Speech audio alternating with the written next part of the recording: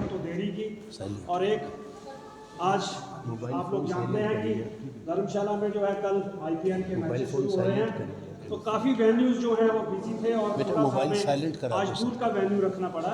लेकिन कल से हमारा जो मीडिया सेंटर है वो ऑपरेशनल होने जा रहा है और कल से हम सारी प्रेस कॉन्फ्रेंसेज, मीडिया की सारी एक्टिविटीज़ हम वही मीडिया सेंटर जो कचहरी में बन रहा वहीं से करेंगे। हमारे बीच में आनंद शर्मा जी पूर्व में फॉर्मर यूनियन मिनिस्टर रहे, 3 बार आपने राज्यसभा में रिप्रेजेंटेशन किया हिमाचल प्रदेश से, वो हमारे बीच में हैं। हमारे कांगड़ा चंबा पार्लियामेंट्री कॉन्स्टिट्यूंसी के प्रत्याशी हैं, मैं उनका स्वागत करता हूं और केवल पठानिया जी से रिक्वेस्ट करूंगा वो आगे की कार्यवाही आगे बढ़ाएं। Thank you. सबसे पहले तो मैं पत्रकार बंधुओं का स्वागत करता हूँ हमारे बीच कांगड़ा चंबा को, और मैं कहूँगा हिंदुस्तान के कांग्रेस पार्टी के हमारा वरिष्ठ नेता आदरणीय आनंद शर्मा जी जो कि कांगड़ा चंबा से प्रत्याशी हैं, प्रोफेसर चंद्र कुमार जी जो कि हमारे एग्रीकल्चर मिनिस्टर हैं और कांगड़ा चंबा के प्रभारी हैं, आदरणीय किशोरी लाल जी जो कि सीपीएस हैं, हमारे वरिष्ठ नेता हैं, आदरणीय आशीष पटेल जी जो कि हमारे सीपीएस हैं और बड़े भाई हैं, और आदरणीय मैडम विप्लव ठाकर जी जो हमारे कांगड़ा चंबा के प्रदेश कांग्रेस कमेटी की अध्यक्षा रही हैं, राज्यसभा की सांसद रही हैं, मंत्री रही हैं, बड़े भाई संजय रतन जी ज्वालामुखी और कांग्रेस पार्टी के वरिष्ठ नेता हैं, भाई राजेश जी हमारे प्रवक्ता हैं, नागू जी, आदरणीय बड़े भाई प्रासर जी और गांधी जी, सभी पत्रकार बंधुओं का जो है वो स्वागत है। अब मैं क्योंकि आनंद शर्मा जी प्रेस कॉन्फ्रेंस को संबोधित करेंगे, मैं थोड़ी सी इंट्रोडक्शन आदरणीय आनंद शर्मा जी की आपको जरूर है, क्योंकि सबसे पहले तो मैं कहता हूँ कांगड़ा चंबा की जनता बड़ी सौभाग्यशाली है शर्मा जी कि इतना मैं कहता हूँ, और राहुल गांधी, सोनिया गांधी, खड़गे जी का, प्रियंका जी का और शुक्ला जी का हम धन्यवाद करते हैं कि कांगड़ा चंबा को लंबे समय के बाद कांगड़ा चंबा की जनता को जो है एक बुलंद आवाज़ और मैं कहता हूँ प्रखर वक्ता और अंतर्राष्ट्रीय स्तर पर जिन्होंने हमेशा कांग्रेस पार्टी की जो है वो के व्यू पॉइंट को और राष्ट्र निर्माण में और प्रदेश के निर्माण में का जिनमें बहुत बड़ा योगदान रहा है, वो हमारे को आनंद शर्मा जी के रूप में जो है प्रत्याशी दिए हैं। आदरणीय श्री आनंद शर्मा जी ये जो फाउंडर मेंबर जो है वो NSCI के रहे हैं, इन्होंने लॉ की और लॉ करने के बाद बतौर वकील और हिमाचल प्रदेश बार काउंसिल के ये मेंबर बने, और उसके बाद हिमाचल प्रदेश में जो स्टूडेंट मूवमेंट आया, हिमाचल प्रदेश के स्टूडेंट मूवमेंट मैं कहता हूँ उस स्टूडेंट मूवमेंट के जो है फाउंडर मेंबर जो हैं आदरणीय श्री आनंद शर्मा जी रहे। ये जब 1970s में जब 9 अप्रैल 1900 को, मैं भी NSCI का 9 अप्रैल 1971 को इंदिरा गांधी जी ने 70 जी ने स्टूडेंट मूवमेंट खड़ा किया, और 1971 में जब NSCI जो नर्सरी है हमारी कांग्रेस पार्टी की, उसमें मेरा ख्याल पी कुमार मंगल जी और आनंद शर्मा जी का जो आज देश भर में जो स्टूडेंट मूवमेंट चला, कोई संगठन नहीं होता था, देश भर में जो मूवमेंट चला उसमें फाउंडर मेंबर रहे, स्टेट के जनरल सेक्रेटरी रहे, उसके बाद प्रदेश युवा कांग्रेस के ऑल इंडिया जनरल सेक्रेटरी रहे, यूथ कांग्रेस के अध्यक्ष रहे, फिर IYC के 85 में राजीव गांधी जी ने और इंदिरा गांधी जी ने, खासकर इंदिरा गांधी जी ने इनको जो है एक छोटे से प्रदेश से, कहाँ कश्मीर से लेकर कन्याकुमारी से अटक से लेकर कटक तक इतना बड़ा यूथ का मूवमेंट था, उसमें जो है आदरणीय आनंद शर्मा जी को श्रीमती इंदिरा गांधी जी ने जो है 1985 में जो है राजीव गांधी जी ने इनको IYC का जो प्रभाव दिया और इंडियन यूथ कांग्रेस के ये अध्यक्ष रहे, और 1984 से लेकर लगातार ये यंगेस्ट 31 साल के जो है इनको बतौर जो है IYC प्रेसिडेंट और 31 साल की उम्र में जो है राज्यसभा का नेतृत्व करने का राजीव गांधी जी ने मौका दिया, और अलग अलग डेलीगेशन में इनको जो है, और मैं ये मेरा ना ख्याल कांग्रेस के अंदर कोई ऐसा, मैं कहा कांगड़ा चंबा की जनता बड़ी है, 128 कंट्री का जो है वो विजिट कर चुके हैं, वो कांगड़ा चंबा को जो है इतना वाइडली ट्रैवल्ड जो हैं हमारे जो हैं 128 कंट्री का उन्होंने विजिट किया है, और इसके साथ साथ फाउंडर जो हैं और ये नॉन अलाइनमेंट जो यूथ कॉन्फ्रेंस हुई उसमें उसके जो है ये फाउंडर अलाइंड यूथ थे जिन्होंने 85 में मैं कहता हूँ ऑल इंडिया लेवल पे जिसमें 82 कंट्रियों ने जिसमें भाग लिया था, उसका नेतृत्व दिया आदरणीय आनंद शर्मा जी ने किया था, और इन्होंने अलग अलग मैं कहता हूँ कमिटीज़ की स्पेशल जो है वो किया। इसके साथ साथ विश्व की पहली यूथ एक्शन अगेंस्ट इसका नेतृत्व जो है माननीय आनंद शर्मा जी ने किया, और जिसको इन्होंने खुद चेयर किया, कॉमनवेल्थ कंट्रीज़ के ये जनरल सेक्रेटरी 1994 रहे। साउथ अफ्रीकन मैं कहता हूँ ट्रांजिशन प्रोसेस के ये इलेक्शन प्रोसेस में आपको बतौर ऑब्जर्वर जो है वह नेतृत्व करने का मौका मिला, सेक्रेटरी जनरल। और उसके बाद टेक्सटाइल्स, कॉमर्स, इंडस्ट्री और information and broadcasting, foreign affairs. ये इतना बड़ा एक्सपीरियंस शायद ही मैं कहता हूँ ना केवल हिमाचल प्रदेश, मैं कहता पूरे नॉर्थ में ऐसा कोई नेतृत्व होगा जिसमें जो है इनको जो है क्योंकि सवेरे मैंने थोड़ी सी एक्सरसाइज की थी, तो इस पे जो है इनके जो है इंट्रोडक्शन जो थी इसके बारे में मैंने धर्मशाला की प्रेस को बताया। और कांगड़ा चंबा की जो है मैं कहा जनता बड़ी गौरव से अपने आप को समझती है। अब मैं विनम्र प्रार्थना करता हूँ आदरणीय श्री आनंद शर्मा जी के कि वो धर्मशाला की प्रेस को संबोधित करें।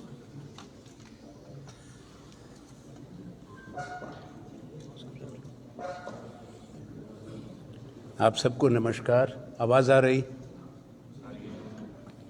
मेरे साथ मंच पर उपस्थित हमारे वरिष्ठ नेता और साथी, सबसे पुराने, मैं क्रमवार नहीं कहूँगा, सबसे बड़ी हमारी अध्यक्षा भी रही हिमाचल कांग्रेस की, हमारे साथ संसद में सदस्य रही श्रीमती विप्लव ठाकुर जी, मेरे बाजू में चौधरी चंद्र कुमार जी, जिनका मेरा संबंध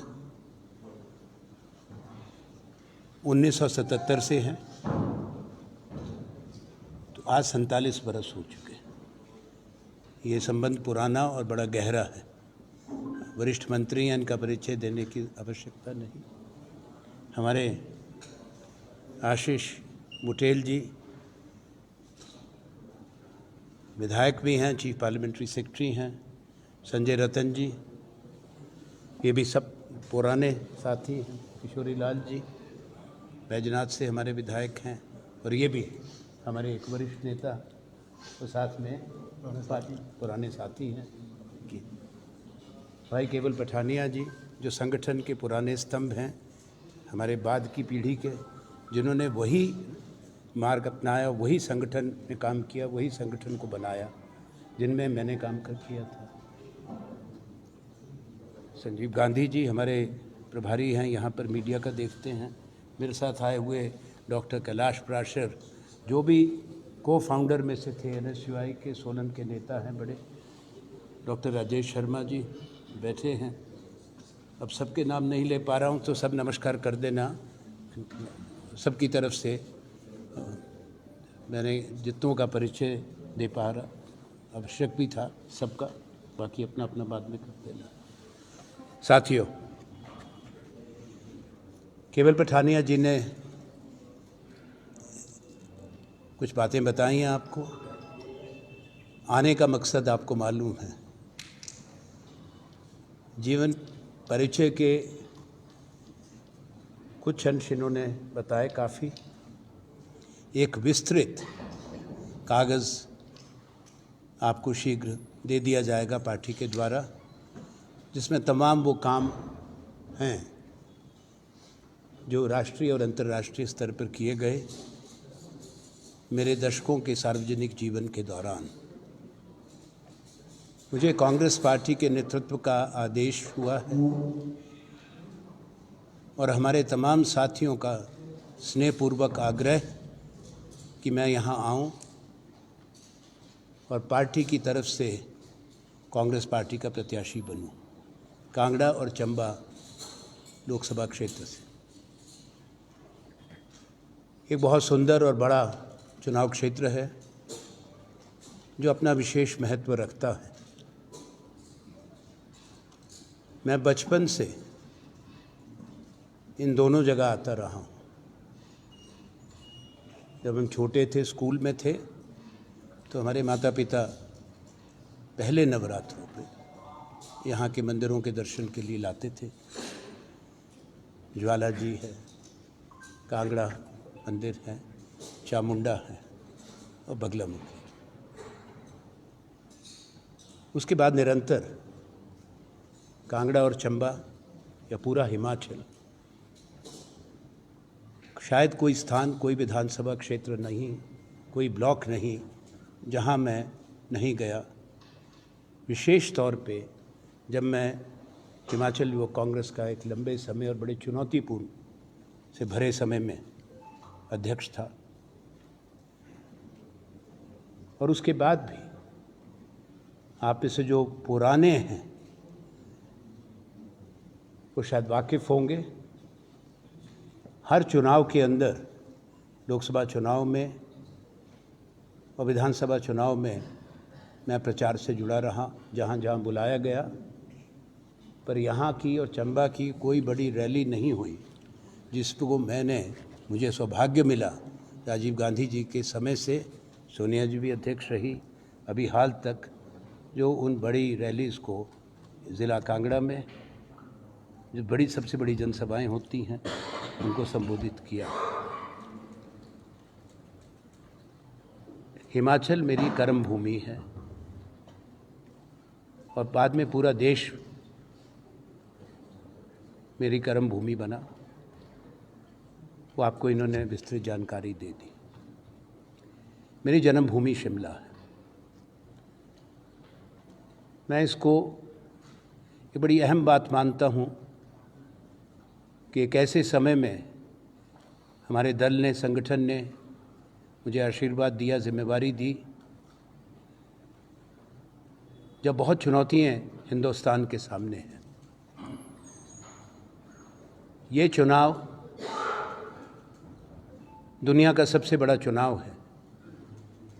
इसमें लगभग 100 करोड़ मतदाता मत डालेंगे। करोड़ों वो हैं नौजवान जो हमारे भविष्य के भागीदार हैं, stakeholders of the future, जो पहली बार अपना मन बनाएंगे, अपना मत देंगे। कई चुनाव क्षेत्र हैं जहां पूरे देश की निगाहें हैं, और भारत के चुनाव सबसे बड़ा प्रजातंत्र है, पूरी दुनिया की निगाह बहुचर्चित है। विश्व के अंदर, विश्व के बड़े मंचों पे लोग देख रहे हैं हिंदुस्तान का क्या फैसला होगा। लोगों से जुड़ी बहुत बातें हैं, वो चर्चा में लाना आवश्यक है, और वो बातें जो सीधा संबंध रखती हैं देश के भविष्य से, समाज से, युवा पीढ़ी के भविष्य से, देश की सुरक्षा से, रोज़गार के अवसर पैदा करने से, बढ़ती महंगाई, ये मुख्य विषय चर्चा में है। महिलाओं की भागीदारी, उनको क्या हिस्सेदारी मिले, क्या न्याय मिले, क्या अवसर मिले जो हमारे विकास में, उद्योगीकरण से जुड़ सके। उन तमाम विषयों पर चर्चा भी होगी। ये विषय हिमाचल के भी हैं, कांगड़ा के भी विषय हैं। कांगड़ा और चंबा के हर चुनाव क्षेत्र में कुछ अपनी प्राथमिकताएं और अपने विषय भी होते हैं।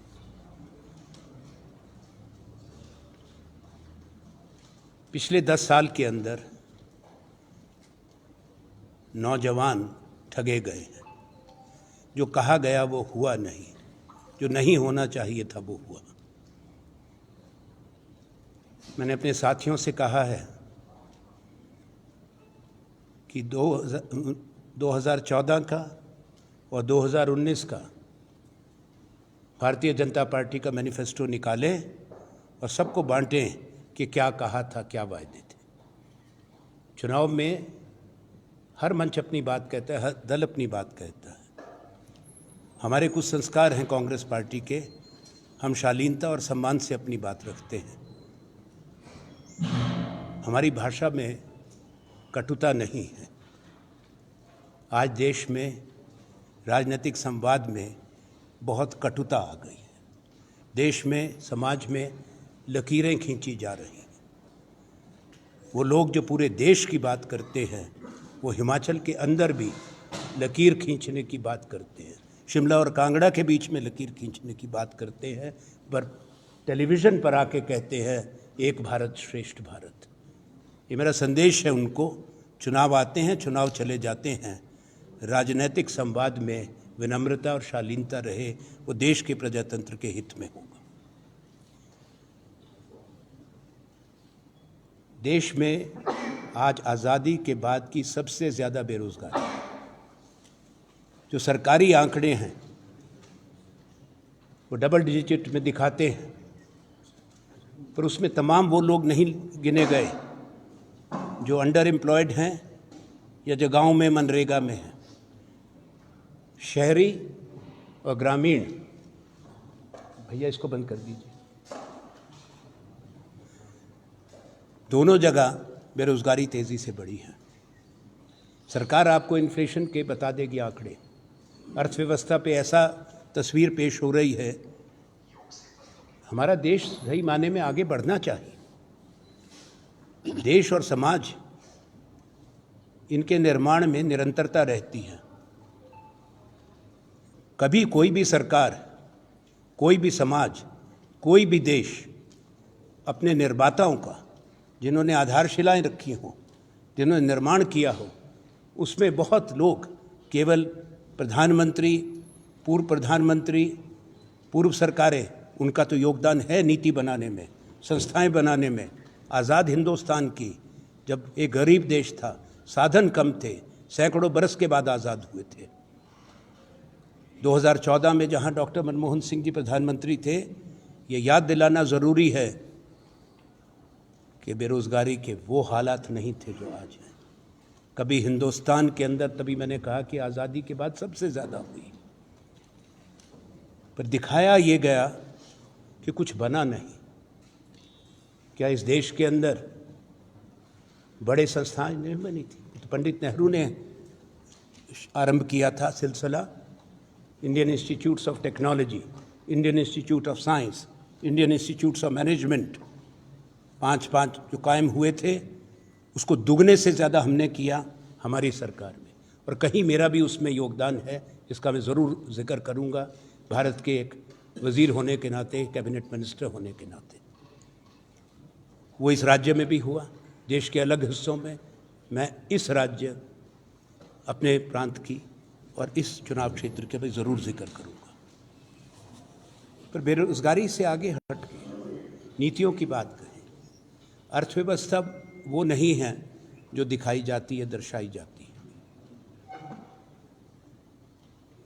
मैं ये कभी नहीं कहूँगा कि हम आगे नहीं बढ़े।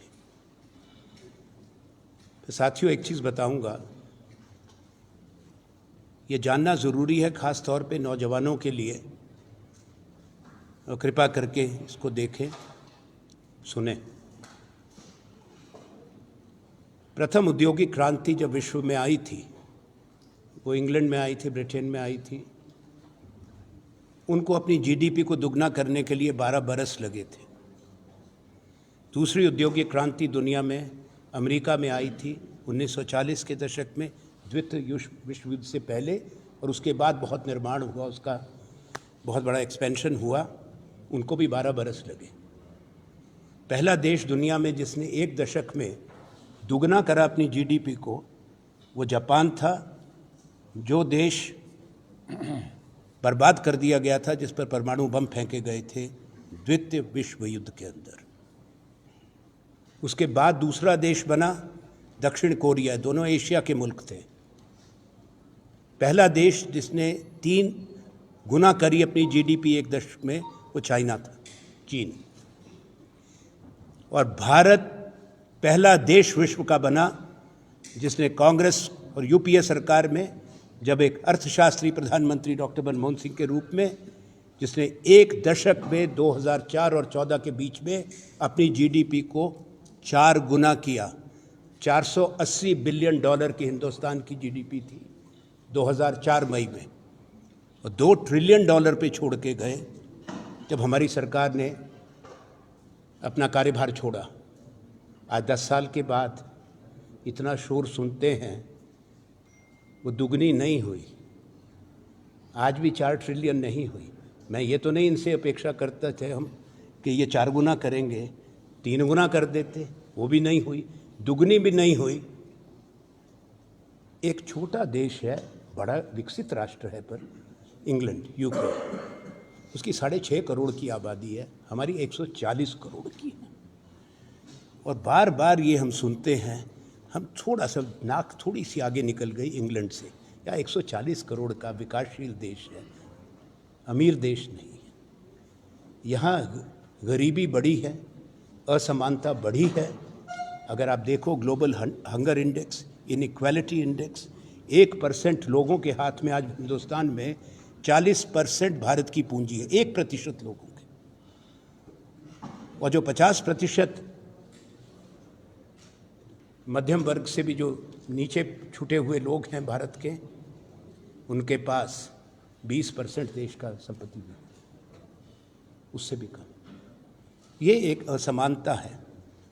हाँ, उपलब्धि अगर कहें वो, तो जिनका 269वां नंबर था दुनिया में, किसी का 600 नंबर था बिलियनर्स की लिस्ट में, वो दूसरे तीसरे नंबर पर आ गए। तो कुछ लोगों का भरपूर विकास हुआ, चाहे देश की जीडीपी दुगनी ना हुई। 2022 तक वायदा था किसान को आमदनी दुगनी करने का, वो नहीं हुई है। देश की सुरक्षा खतरे में है, पर ऐसा दिखाया जाता है कि इससे पहले भारत की फौज नहीं थी।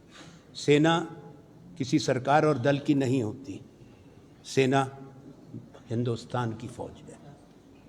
हमारी फौज में एक गलत स्कीम लाकर अग्निवीर, ये आने वाले समय के लिए हिंदुस्तान को बहुत कीमत चुकानी पड़ेगी। जब हमारे 17-18 साल के बच्चे फौज में भर्ती होंगे 4 साल के लिए, और 4 साल के बाद बाहर आएंगे तो उनको कोई पेंशन नहीं मिलेगी कि साहब 11 लाख रुपया देंगे, उसमें 5.5 लाख उन्हीं का कटा हुआ है।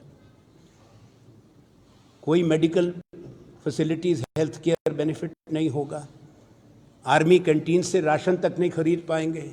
और उन 4 साल में अगर सीमा पर मर गए, शहीद हो गए, उनको शहीद का दर्जा नहीं मिलेगा, ना परिवार को पेंशन मिलेगी।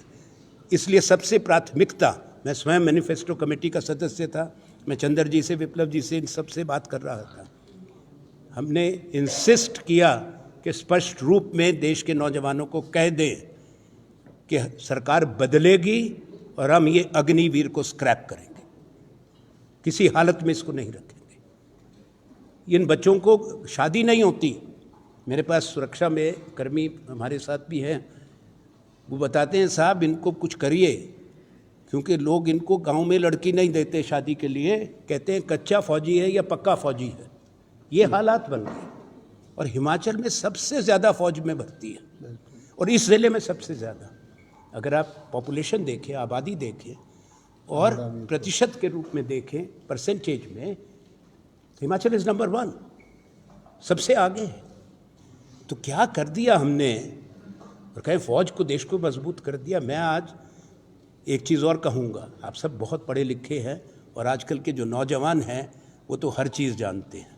हमारे वक्त में ये सुविधा नहीं थी जब हम स्कूल, कॉलेज, यूनिवर्सिटी में थे।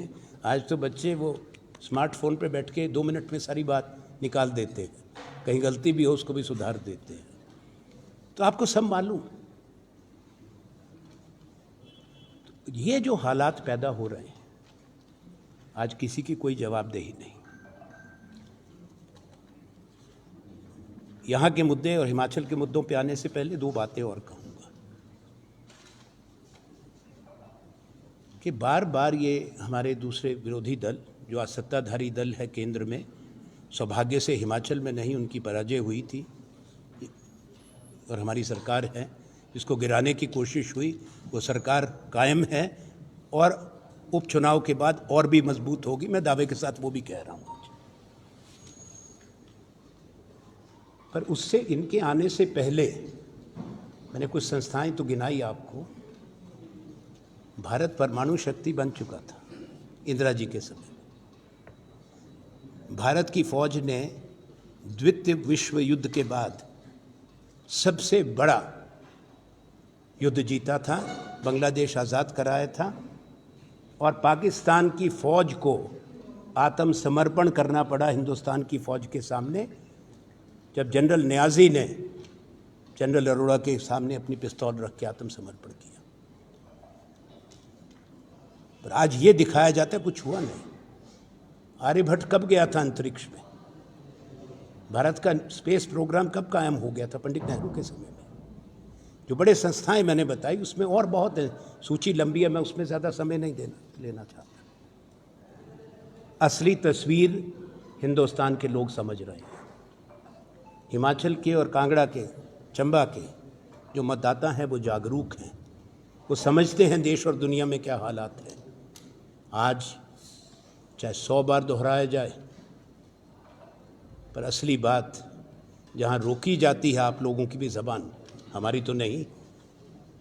अगर कोई एडिटिंग हो जाती है, नए सर्कुलर आ जाते हैं सूचना प्रसारण मंत्रालय के, नए वॉच डॉग्स बना दिए जाते हैं कि क्या बोलोगे क्या दिखाओगे, ये भी हो रहा है मीडिया के साथ।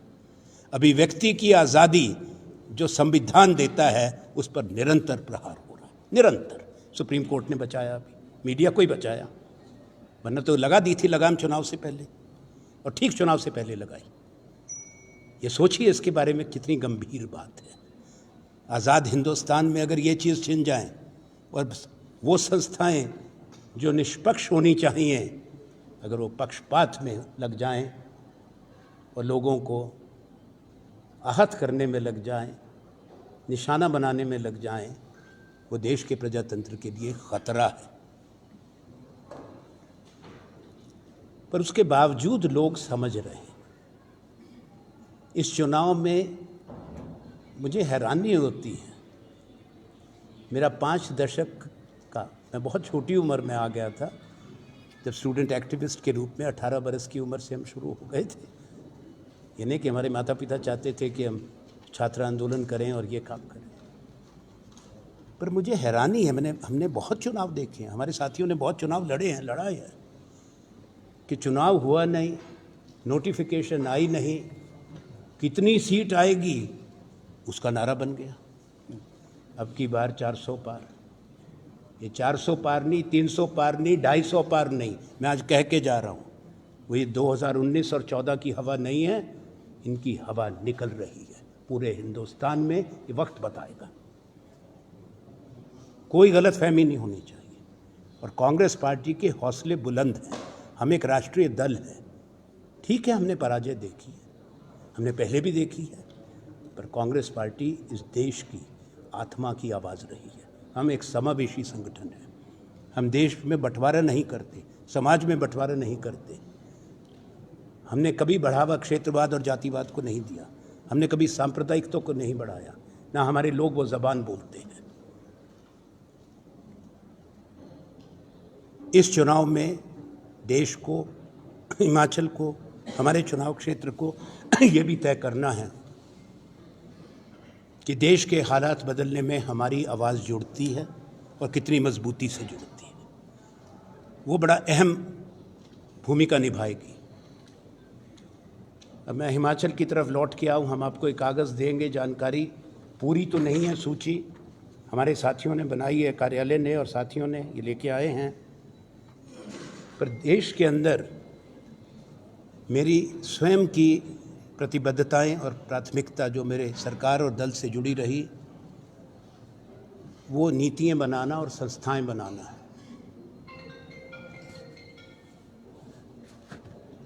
मुझे इस बात की खुशी है कि आज़ादी के बाद हिंदुस्तान की पहली राष्ट्रीय निर्माण नीति, नेशनल मैन्युफैक्चरिंग पॉलिसी, मेरी पहल पर, जब मैं कॉमर्स और इंडस्ट्री मिनिस्टर था देश का, इकोनॉमी मिनिस्टर था, टेक्सटाइल विभाग भी मेरे पास था, हमने राष्ट्रीय निर्माण नीति दी। उसके विस्तृत जो मेरा ये कागज़ देंगे बाद में साथी, एक आधे दिन में, उसमें सब जानकारियाँ हर चीज़ की मिलेंगी। आपके हिमाचल के लोगों के आशीर्वाद से और भारत के लोगों के प्यार से